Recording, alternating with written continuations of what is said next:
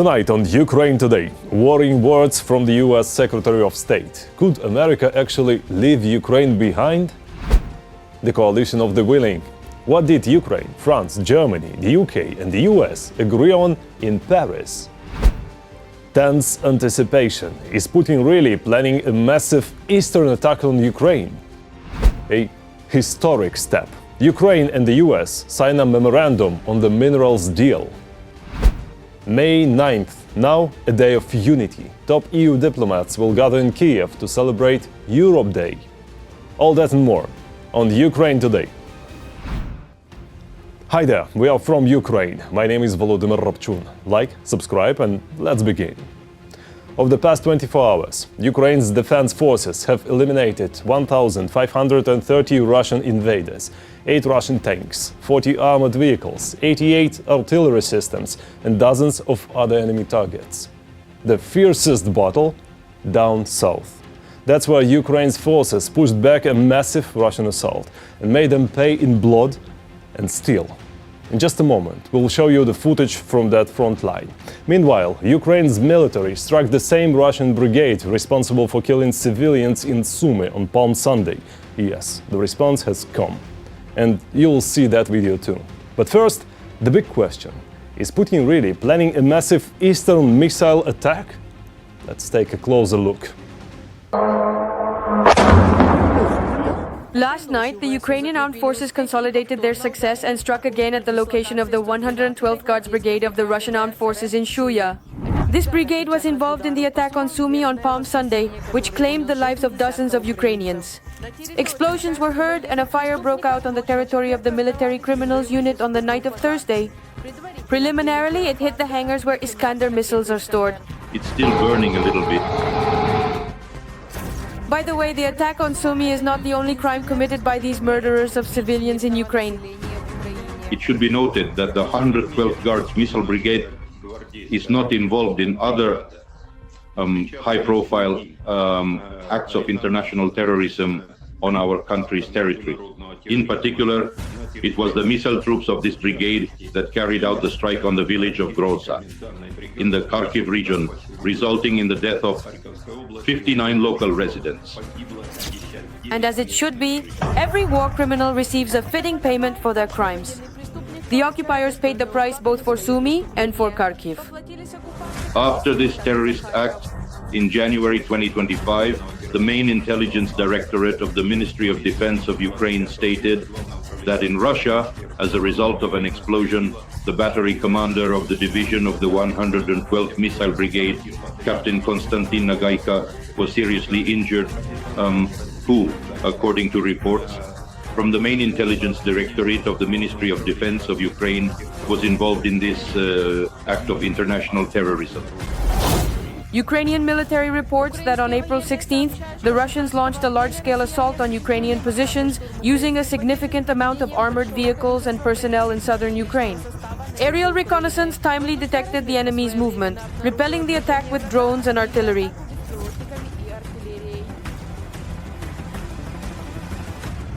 As a result of the combat actions, the enemy lost 29 pieces of equipment, 140 personnel, and 3 tanks were damaged. The occupiers are also having restless nights in the temporarily occupied Crimea. Recently, they were visited by aircraft-type drones, as claimed by the occupiers themselves. It was stated that the UAVs were allegedly shot down by Russian air defense forces. However, no confirmations of this were provided. The Ukrainian side did not comment on these reports, and local telegram channels did not report hearing any explosion sounds. Aircraft-type UAVs differ from other types of drones by having a longer duration and range of flight at higher speeds. These characteristics will allow aircraft-type UAVs to be used in situations where the device needs to remain airborne for an extended period to achieve the longest route. It should be noted that the Ministry of Defense of the occupying country confirmed the fact of successful attacks by Ukrainian UAVs on military targets in Crimea.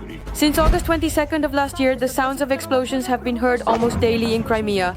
The Russian authorities explain this as shooting at Ukrainian drones, the work of air defense or the exercises of the Russian military themselves. The self-proclaimed head of Crimea, Sergei Aksyonov, noted that drones are the main threat to Crimea. By the way, there is more bad news for the occupiers. Recently, the Ukrainians have released new B-1 UAVs. These are light bombers designed to target personnel, vehicles and armored equipment, as well as other military objectives both at the front line and behind enemy lines.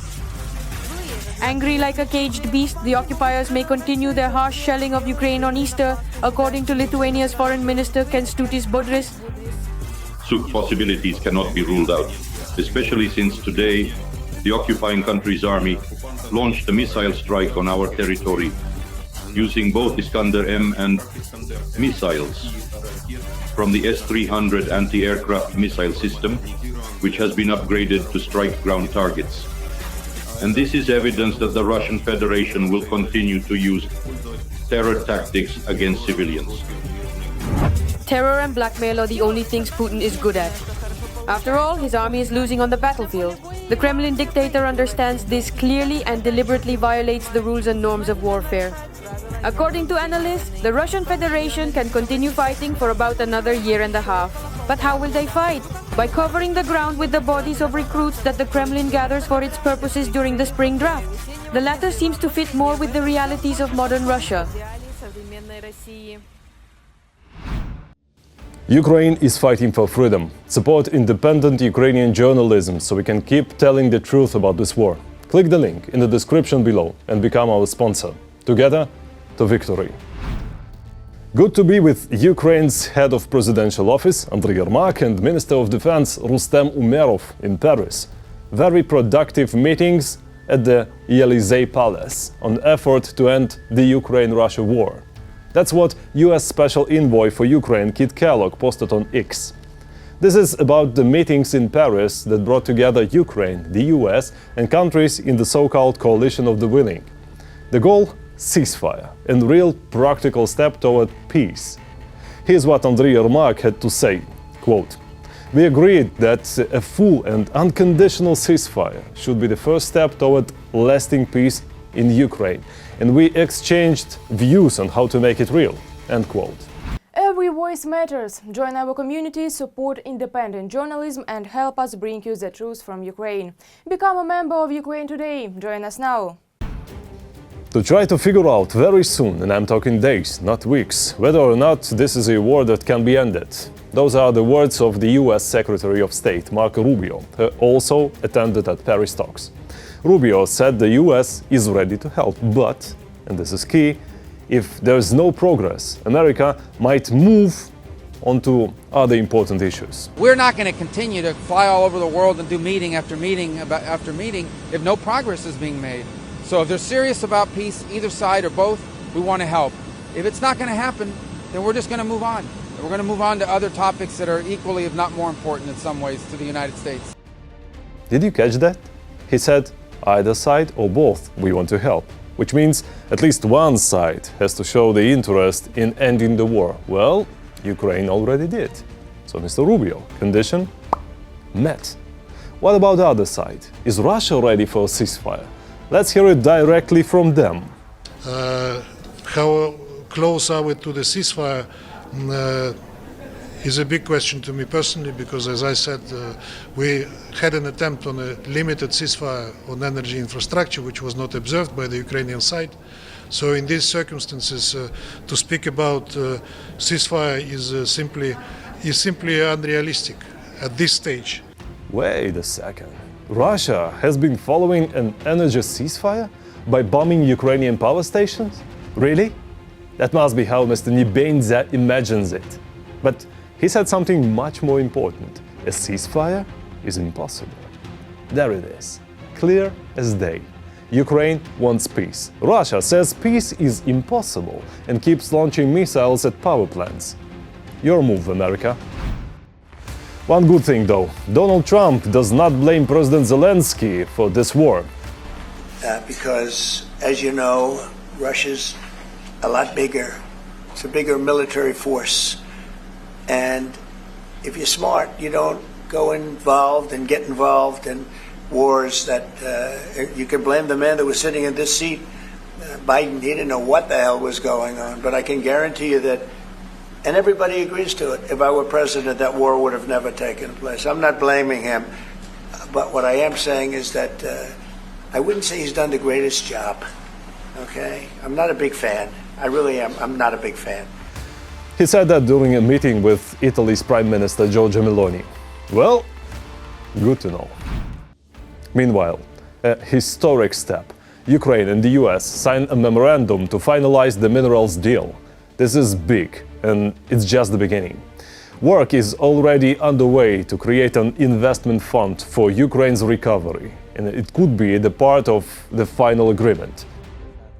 You know that we have all been working on a serious agreement. We have started to work, which must go to the Parliament, go through the appropriate procedures, and lawyers must work so that it is a success for both countries. That's why the technical meeting of the teams was positive, because we see how the parties are meeting each other halfway. A couple of days ago, the American side proposed to go back to one more step, while the lawyers are working on the agreement, a memorandum of intent. The actual deal on energy and minerals will be signed next Thursday, according to President Trump. Interesting timing, right? Rubio said days. Trump says next Thursday, which is in 6 days from now. Coincidence or something more?